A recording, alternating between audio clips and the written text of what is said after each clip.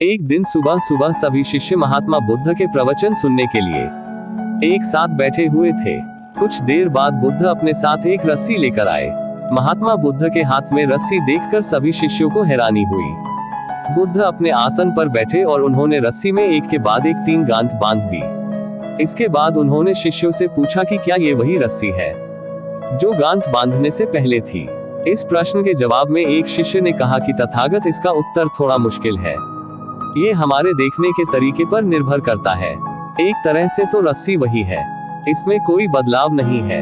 एक अन्य शिष्य ने कहा कि अब इसमें 3 गांठें लगी हुई हैं, जो कि पहले रस्सी में नहीं थी। इसे बदला हुआ भी कह सकते हैं। कुछ शिष्यों ने कहा कि वास्तव में मूल रूप से रस्सी वही है, लेकिन बदली हुई दिख रही है, लेकिन इसका मूल स्वरूप बदला नहीं है। शिष्यों की बात सुनकर बुद्ध ने कहा कि आप सभी सही बोल रहे हैं, अब मैं इन गांठों को खोल देता हूँ। ये बोलकर बुद्ध रस्सी के दोनों सिरों को खींचने लगे।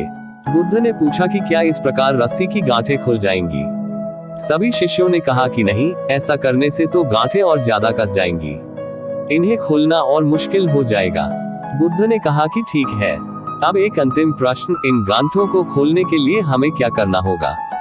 शिष्यों ने कहा कि हमें इन गांठों को ध्यान से देखना होगा, जिससे हम जान सके कि इन्हें कैसे लगाया गया है। इसके बाद हम गांठें आसानी से खोल सकते हैं।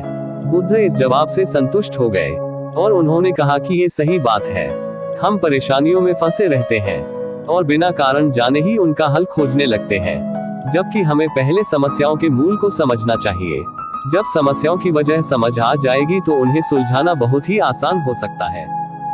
अगर आप हमारे चैनल पर नए हैं तो कृपया हमारे चैनल पवन स्टोरी को सब्सक्राइब जरूर करें।